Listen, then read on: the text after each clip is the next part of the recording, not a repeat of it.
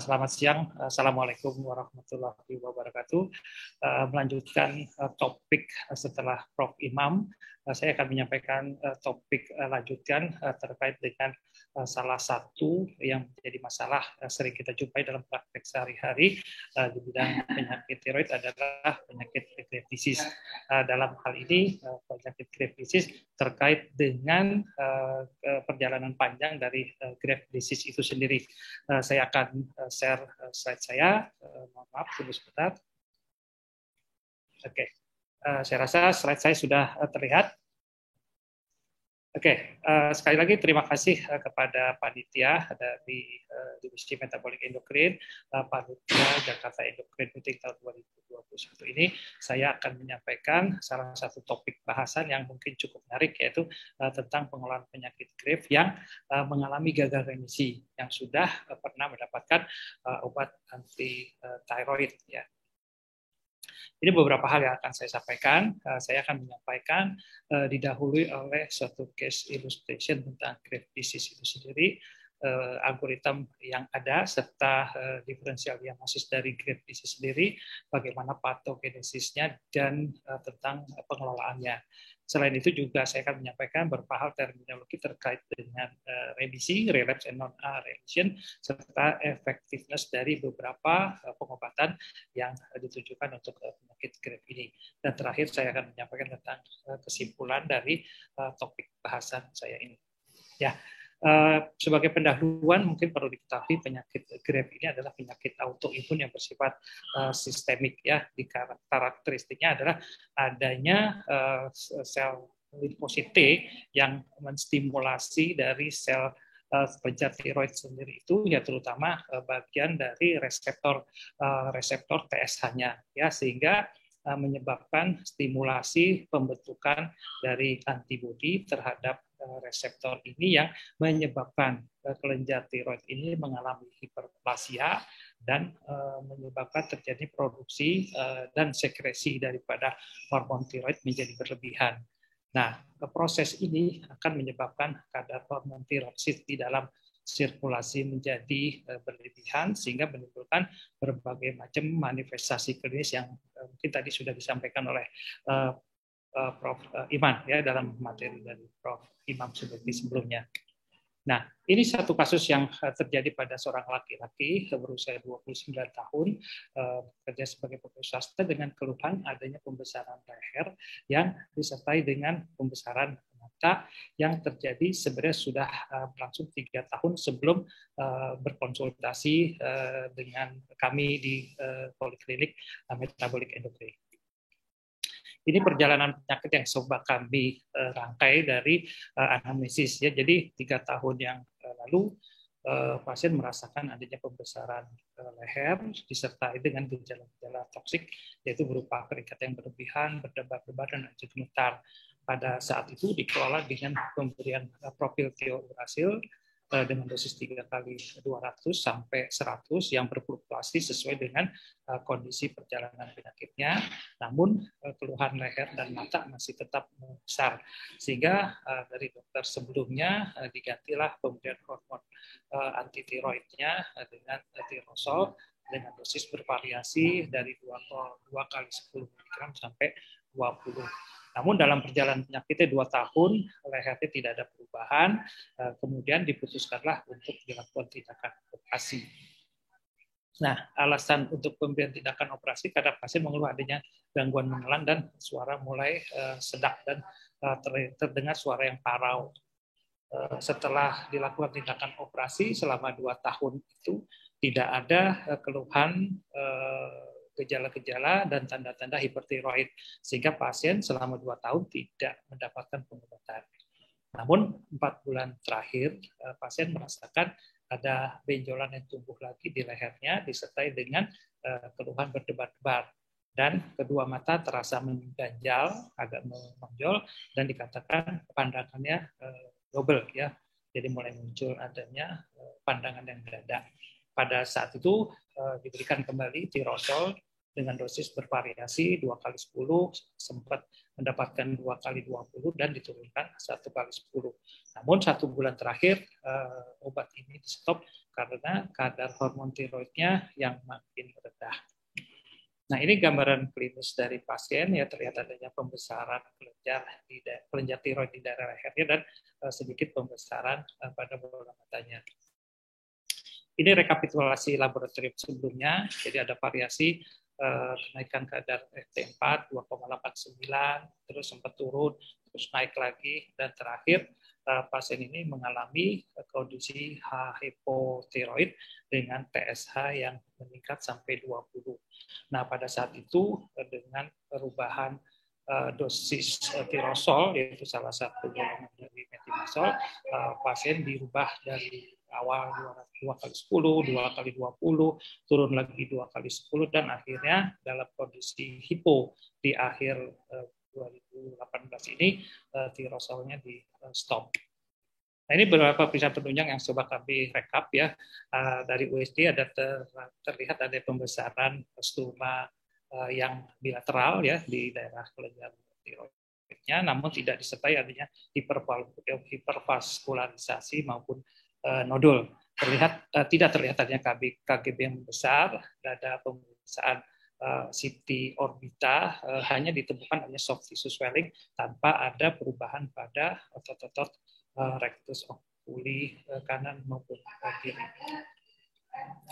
Daftar masalah kita tegakkan saat ini adalah suatu penyakit Graves' disease yang mengalami hipothyroid karena pengobatan serta pasca subtotal thyroidectomy pada riwayat sebelumnya, dan juga disertai ada thyroid eye disease yang bersifat mild. Ini alurnya ya, jadi kita mencoba menegakkan bagaimana alur diagnostis untuk mendapatkan terminologi Graves' disease ya. Jadi dari keluhan tirotoksikosis yang disampaikan tadi, ada penurunan TSH, ada peningkatan kadar FT4 yang kemudian dilanjutkan dengan pemeriksaan USG dan adanya terdeteksi thyroid receptor antibody, sehingga dari langkah-langkah yang ada dari perjalanan penyakit pasien dengan data-data laboratorium penunjang yang sudah ada, kita tentukanlah adanya suatu Graves' disease. Nah, ini beberapa diferensial diagnosis yang perlu juga kita pikirkan begitu kita mendapatkan kasus dengan hyperthyroid atau tirotoksikosis. Yang primary berarti adalah kelainan di kelenjar godok itu sendiri ya.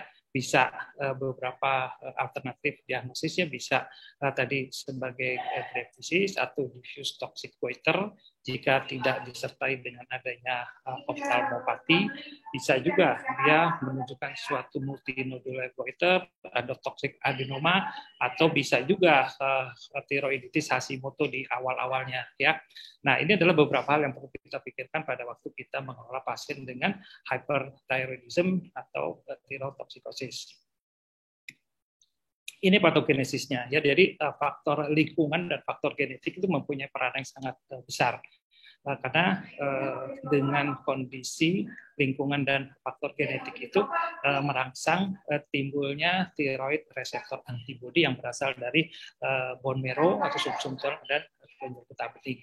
Nah, thyroid receptor antibody ini akan merangsang thyrotropin reseptor atau reseptor dari thyroid yang ada di kelenjar tiroid, sehingga akan mengalami hipertrofi, hiperplasia, dan produksi dari hormon tiroid yang berlebihan. sehingga menyebabkan terjadinya pembesaran kelenjar gondok itu sendiri yang kemudian akan menghasilkan hormon-hormon sitokin inflamasi. Nah, inilah yang menyebabkan terjadi pembesaran dan pembengkakan dari kelenjar tiroid itu sendiri. Nah, ternyata reseptor tiroid ini juga terdapat di kelenjar di bola mata ya. Jadi di jaringan penunjang retrobulbar itu terdapat reseptor thyroid juga yang dituduki oleh thyroid reseptor antibodi. Nah, dampaknya sama ya, terjadi pembentukan sitokin inflamasi yang merangsang sel-sel retrobulbar itu untuk menghasilkan glucosaminoglycans ya, sehingga terjadi pembengkakan rongga bola mata yang menyebabkan mata menonjol ya. Nah, kalau ada kasus ini, apakah perlu dilakukan intervensi khusus? Ternyata tidak, karena kalau kita lihat thyroid eye disease yang ringan, karena hanya terjadi penonjolan yang ringan, terapi utamanya adalah mengontrol thyroid hormonnya. Ya, mungkin kadang-kadang perlu dikasih obat tetes mata untuk menjaga kekeringan dari kornea. Nah, ini beberapa modalitas yang sudah stabil ada ya. Jadi dapat diberikan anti-thyroid drug atau ATD dengan kelebihan dan kekurangannya. Ya, bisa juga dengan radioablasi yodium. Itu juga nanti bisa menjadi pilihan pada beberapa kasus grave disease. Untuk anti-thyroid drug yang kita gunakan, mungkin ini merupakan rekomendasi awal pada saat kita mendapatkan pasien pertama kali grave disease ya. Ada beberapa keuntungan kenapa kita mengutamakan pertama dengan anti thyroid drug ya. Itu satu, karena dia tidak mengganggu, tidak ada resiko radiasi, tidak ada resiko operasi, tidak ada resiko anestesi, tidak ada resiko terjadinya hipotiroid yang permanen dan dapat dilakukan secara outpatient.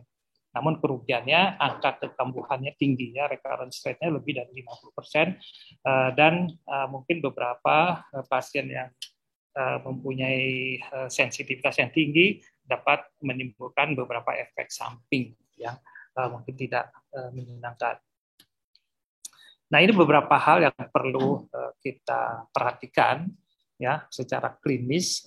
Apakah kita akan memilih radioablasi atau anti-thyroid drug atau surgical ya. Biasanya fakta-fakta klinis ini harus kita perhatikan ya. Umpamanya pasien yang akan berencana hamil, ya mungkin kita tidak akan memberikan radioablasi karena radioaktifnya tinggi, sehingga sarannya adalah ATD atau surgical. Pada pasien-pasien yang dengan penyakit liver ya, atau penyakit-penyakit kronis lain, di mana pasien itu sudah menggunakan banyak obat, mungkin pilihan anti-thyroid drug-nya menjadi suatu pertimbangan terakhir ya, mungkin akan lebih diutamakan yang definitif bisa surgical atau dengan ablasi. Jadi inilah beberapa hal yang mesti diperhatikan pada saat kita mempertimbangkan untuk pemberian obat, tindakan operasi atau ablasi. Nah, ini beberapa rekomendasi dari European Thyroid Association pada tahun 2018 ya. Jadi pemberian anti-thyroid drug ini khususnya ya pada pasien-pasien yang baru pertama kali terdiagnosis ya. Kita biasanya memberikan obat-obat ini juga menjadi pilihan pertama sebelum kita kirim untuk tindakan berikut. Mungkin pilihan utamanya ada surgical atau ablasi, tetapi mau tidak mau kita berikan dulu anti-thyroid drug untuk membuat pasien itu dalam kondisi euthyroid ya. Biasanya diberikan bisa sampai 12 sampai 18 bulan dan biasanya kita perlu mendeteksi adanya thyroid receptor antibody untuk mempertimbangkan kapan pengobatan itu dihentikan. Nah, ini perbedaan. Jadi ada anti-thyroid drug itu ada beberapa pilihan, ya golongan MMI atau golongan tirosol dibandingkan dengan PTI. Jadi kelebihannya kalau MMI itu selain peak serumnya dicapai dalam waktu yang agak lama, namun half life-nya cukup panjang sampai 6 jam, ya 6 sampai 8 jam. Terus yang juga perlu diperhatikan adalah duration of action-nya. MMI itu bisa sampai 24 jam. Jadi artinya dengan HPF yang lebih panjang, masa kerja lebih panjang, jadi frekuensi pemberian mungkin lebih sedikit atau lebih sedikit dibandingkan dengan PTU yang mempunyai HPF lebih pendek. Dan perlu diperhatikan juga bahwa dosis atau potensi dari MMI itu sekitar 10 kali dari PTU. Dan mungkin yang perlu diperhatikan adalah compliant pasien ya. PTU itu mempunyai rasa pahit yang sangat mengganggu sehingga banyak pasien-pasien yang compliance-nya jadi rendah jika dibandingkan dengan MMI atau tirosol. Nah, ini terminologi yang perlu kita perhatikan. Kapan kita bilang remisi? Remisi itu adalah kondisi di mana euthyroid sudah tercapai ya dengan kadar FT4, FT3 atau TSH yang sudah dalam keadaan normal setelah obat antitiroid itu kita hentikan 6 sampai 12 bulan ya. Nah, kalau relapse itu adalah kondisi di mana hyperthyroid itu terus terjadi selama dalam pengobatan. Jadi pada saat naik turun fluktuatif kadar thyroid antibody, hyperthyroid itu akan berfluktuasi up and down. Jadi kita bilang setiap satu relapse terus. Yang ketiga adalah non-remisi. Non-remisi itu adalah kejadian di mana setelah obat ini kita hentikan, ternyata dia kambuh lagi. Jadi jadi pasien itu tidak pernah bisa lepas dari obat walaupun sudah berlangsung sampai lebih dari 2 tahun. Nah, jadi ini adalah beberapa hal yang perlu kita perhatikan. Kalau kita lihat grafik ini perjalanan natural history-nya dari hyperthyroidism ya, ini terkait dengan fluktuasi biasanya dikaitkan dengan fluktuasi kadar thyroid receptor antibody. Di sini disampaikan 10% di antara pasien-pasien dan Graves' disease itu tidak pernah mencapai remisi atau tidak pernah mencapai kondisi yang tercapai kadar euthyroidnya normal. Ini yang 60-70% akan berfluktuatif terus ya. Yang di sini kita bilang non-remission karena begitu dia dalam keadaan rendah euthyroid tapi obatnya dihentikan dia akan naik lagi. Jadi atau walaupun obatnya tetap diminum dia tiba-tiba naik lagi sehingga dosisnya selalu harus dirubah untuk mengikuti perjalanan penyakit pada yang non-remission. Nah, sekitar 30-40% akan mengalami remisi. Nah, remisi itu akan terjadi panjang ya setelah 12 bulan dan akan menetap selama tanpa obat sekitar 6 bulan sampai 1 tahun. Nah, itu yang kita bilang kondisi remisi. Nah, pada suatu saat ada juga kejadian hipotiroidisme kalau obat-obatan kita berikan dosisnya terlalu berlebihan ya sehingga menyebabkan risiko terjadinya hipo menjadi lebih besar. Nah, ini beberapa literatur yang menunjukkan angka relapse ya bahwa angka relapse dari antithyroid drug itu memang cukup tinggi sampai 50% lebih, sedangkan surgical hanya 10%, sedangkan ablasi 15%. Nah, ini beberapa faktor yang menentukan apakah seorang itu non-remisi atau tidak. Ya, sangat ditentukan oleh faktor usia, berapa besar kadar FT3 yang didapat pada waktu awal, rasio FT3 dan FT4, terus kadar TSH tidak berpengaruh terhadap non-remisi atau tidak, terus angka positivity dari thyroid receptor antibody. Dan yang selanjutnya adalah adanya pembesaran bola mata serta ukuran dari goiternya itu sendiri. Jadi ini beberapa hal yang menyebabkan angka remisinya menjadi rendah ya. Pasien tidak pernah mengalami remisi atau kita bilang non remisi. Nah, ini salah satu juga prediktor untuk menentukan adanya remisi yaitu kadar TRAB. Tadi sudah sampaikan bahwa TRAB di bawah 10 itu menyebabkan angka remisinya menjadi lebih besar jika dibandingkan angka TRAB yang di atas 10 international unit. Nah, ini beberapa perbandingan aja antara total, jadi tindakan surgical pada Graves' disease ada 2, bisa near total, bisa total thyroidectomy ya. Nah, di sini diperlihatkan bahwa angka recurrent terjadinya hyperthyroid itu tidak ditentukan oleh jenis tindakan ya. Near total thyroidectomy dan total thyroidectomy itu tidak ada perbedaan signifikan terkait dengan angka recurrence-nya. Nah, ini pembandingan aja dari head to head antara tiga modalitas pengobatan pada grade ya. Jadi kalau antithyroid dibandingkan surgical, memang surgical akan mempunyai efektivitas yang lebih tinggi untuk pengobatan dengan hyperthyroidism. Namun ada beberapa kendala yaitu tindakan operatif yang kadang-kadang memang menakutkan untuk pasien. Kalau anti-thyroid drug dibandingkan dengan RAI juga ternyata ablasi itu merupakan pilihan yang sangat baik untuk menentukan kesembuhan dari penyakit Graves sendiri. Nah, kalau RAI dengan surgical ternyata tidak ada perbedaan yang signifikan. Jadi pilihan keduanya sama-sama efektif, cuman yang perlu dipertimbangkan adalah efek sampingnya. Nah, ini case-nya pasien tadi ya. Jadi pasien sudah Graves, sudah mendapati Russell, tidak improve, terus dioperasi, sempat remisi, relapse lagi, diobati lagi, sehingga pasien ini sudah mengalami beberapa kondisi ya. Jadi kira-kira dalam kondisi seperti ini pilihan apalagi yang baiknya kita berikan kepada pasien ini. Ya, ini beberapa guideline saja, saya rasa sudah sama saja dengan saya. Jadi bahwa kita bilang pada hipertiroid yang kambuhan lagi, walaupun sudah diberikan beberapa pengobatan, namun secara definitif pilihan berikutnya adalah antara operasi atau RAI. Nah, pasien ini sudah dioperasi, jadi mungkin pilihan berikutnya kalau dia kambuh, dia tidak mau pakai obat, pilihannya adalah dengan ablasi. Ya, ini saya rasa sama saja. Beberapa kekambuhan yang perlu diperhatikan adalah stratifikasinya. Jadi usia, kadar FT4, TRAB, dan ukuran goiter itu menjadi salah satu faktor yang berpengaruh terhadap angka recurrence dari ya. Ini pasiennya saat ini sudah tidak minum obat selama 1 tahun, benjolan dirasakan sudah mengecil. Ya, tanpa jadi terakhir setelah dia kambuh lagi dikasih tindakan pemberian antithyroid kembali.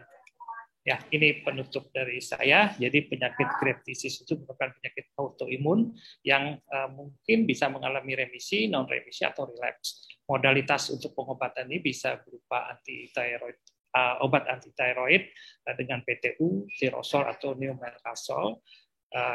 Alternatif berikutnya adalah melakukan tindakan surgical baik total maupun near total tergantung pertimbangan dari kondisi pasiennya, dan terakhir adalah pilihan untuk radioablasi untuk kondisi-kondisi tertentu di mana dibutuhkan kondisi euthyroid yang lebih cepat. Terima kasih. Saya tutup topik saya ini dengan ucapan semoga bermanfaat. Assalamualaikum warahmatullahi wabarakatuh.